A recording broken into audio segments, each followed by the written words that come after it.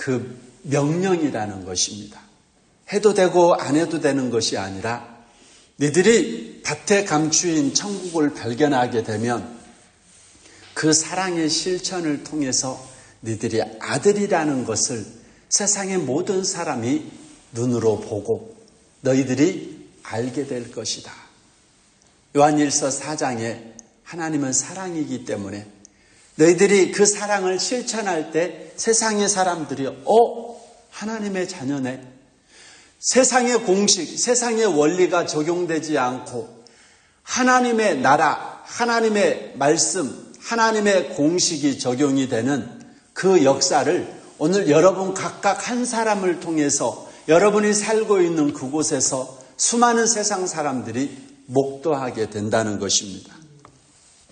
사랑은 이 시대에 메말라 가고 있습니다. 전혀 정의가 실천이 되지 않고 지극히 극도로 이기적이고 평안함을 추구하는 이 시대 속에 예수님이 이 땅에 오심과 예수님이 살아가신 삶의 행적과 그리고 우리에게 가르쳐 주신 그 사랑, 그 온전한 사랑을 실천함으로 말미암아 오늘 하나님께서는 진정한 천국을 여러분들을 통해서 보여주기를 원하십니다. 우리가 완벽하지는 못해도 있는 힘을 다해서 그 온전한 사랑을 실천하려고 애쓰고 노력할 때 하나님께서는 그 천국을 주신 하나님께서는 여러분들에게도 그 온전한 사랑을 실천할 수 있는 힘과 능력을 공급해 주실 줄 믿습니다. 온전한 사랑은 단순히 이 감정으로서 되는 것이 아닙니다. 사람으로서 살아가야 할 가장 본질적인 우리의 삶의 방향이 바로 온전한 사랑이라는 것입니다. 그래서 창세기의 말씀부터 성경을 읽으면서 그 사랑을 보여주시려고 하나님께서 선지자를 통해서 그리고 믿음의 조상을 통해서 이스라엘 백성들을 통해서 하나님의 그 사랑, 변하지 않는 그 온전한 하나님의 사랑을 보여주신 말씀이 구약 성경의 곳곳에 기록이 되어 있습니다. 가나안 땅에 들어간 이스라엘 백성들이 사사기에 보면 하나님께서 그들에게 복을 주시고 그리고 금세 그 은혜를 잃어버리고 우상을 숭배하는 이 백성들을 하나님께서 사랑하셔서 이방인들 주변국들을 들어서 징계하시고 이 백성들이 그제서야 하나님께 무릎을 꿇고 엎드릴 때 하나님의 진노의 채찍들을 거두시고 그들에게 복을 주시고 이스라엘의 사사를 일으켜서 그들을 구원하시는 하나님. 할렐루야. 그러한 삶이 계속 반복이 되면서 더 이상 못하겠다 하고 포기하지 아니하시고 아들까지 세상에 보내시면서 근본 하나님의 본체이신 하나님께서 천국의 본체이신 하나님께서 직접 우리에게 오셔서 그 사랑을 우리에게 시청각으로 눈으로 귀로 직접 보여주시면서 우리를 사랑하신 것을 성경 곳곳에 기록해 놓으셨습니다. 날 사랑하심 성경에 써 있네. 예수 사랑하심은 말로만 사랑이 아니라 삶을 통해서 우리에게 보여주시고 이제 여러분들의 삶을 통해서 그 사랑을 보여줄 때라는 것입니다. 온전한 사랑은 감성적이고 지식적인 것이 아니라 우리의 삶을 통해서 보여주는 것입니다. 하나님의 자녀로서 노력하고 힘쓸 때 하나님께서 진정으로 성도들에게 요구하는 삶을 살아갈 수가 있다는 것입니다. 그 사랑을 실천하는 것은 가슴 아픈 일입니다. 왜? 변하지 않는, 도무지 변화되지 않는 세상을 향하여 사랑을 계속 실천한다는 것은 참 힘들고 어렵습니다. 그래서 자식든 부모들은 다른 자녀들에 대해서 함부로 말을 하지를 못합니다. 왜? 내 몸에서 태어난 자녀도 내 뜻대로 살아가지 못하는데 다른 자식들은 오죽하겠습니까? 그래서 자녀를 볼 때마다 부모의 무게가 그만큼 무겁다는 것을 느낄 수 있고 내 힘으로 안 되기 때문에 하나님께 기도하고 눈물로써 간구하고 그래서 위대한 성인들 곁에는 눈물로 기도하는 위대한 어머니들이 있었다는 것입니다. 여자는 약하지만 어머니는 강하기 때문입니다. 오늘 이 시대 어머니들이 눈물로서 이 새벽을 깨우고 온전한 사랑을 실천하며 살아갈 때 오늘 우리 자녀들의 미래는 있습니다. 우리 가정은 미래가 있습니다.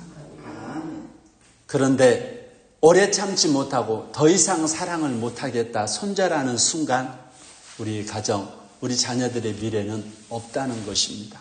사랑은 오래 참고, 사랑은 모든 것을 참아내고 견디고, 사랑은 세상의 모든 것 가운데서 가장 중요한 것이 사랑입니다.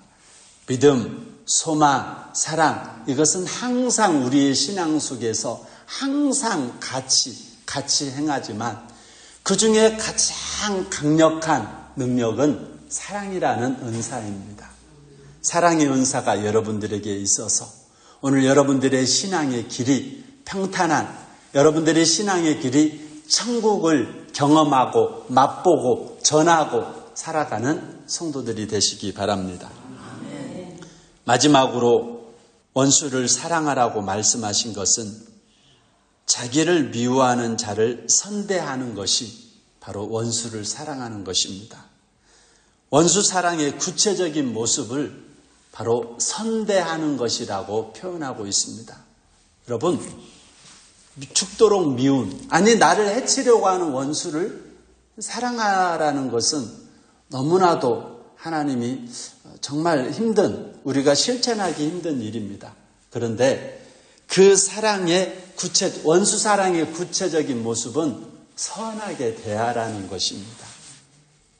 다시는 안 봐, 꼴 보기 싫어 하면서 손절하지 마시고 선하게 대하라는 거죠. 마치 구약 성경의 말씀에 보면 너희를 사랑하는 자를 사랑하면 무슨 상이 있겠느냐. 사랑은 이 땅에서도 물론 선대하지만 그렇게 선대하면서 사랑을 실천하면서 노력할 때 하늘의 상이 있다는 것입니다. 나하고 마음이 맞고 뜻이 맞는 사람한테만 사랑을 주면 하늘의 상이 없다는 거죠. 도무지 나하고 생각과 마음이 맞지 않는 자를 끝까지 선대하면서 살아갈 때 하늘에 여러분들의 상급이 있다는 거죠. 그렇게 살아가면 원수를 변화시킬 수 있는 능력이 나타난다는 거죠.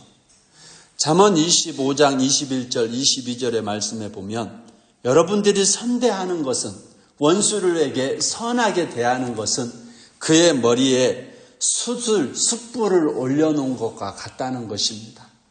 그의 모든 죄를 갖다가 변화시키고 태워버리고 아니 내가 이렇게 못되게 구는데 어떻게 나한테 저렇게 선하게 대하지? 그러면서 그렇게 악하게 대하는 사람들이 변화가 된다는 것입니다.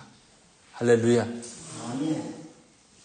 오늘 우리 믿음의 선조들의 수많은 신앙의 스토리가 있지 않습니까?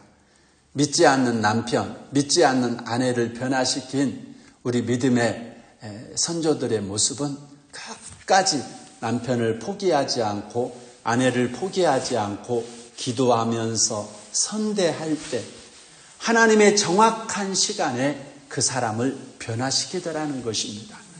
오늘 그 능력이 하나님이 주시는 그 선대하는 원수를 사랑하는 그 능력이 나를 미워하는 그러한 사람들을 변화시키고 세상을 변화시키는 하나님의 자녀들의 능력이라는 것을 오늘 여러분들을 통해서 보여주시기를 주님의 이름으로 그 명령이라는 것입니다. 해도 되고 안 해도 되는 것이 아니라 너희들이 밭에 감추인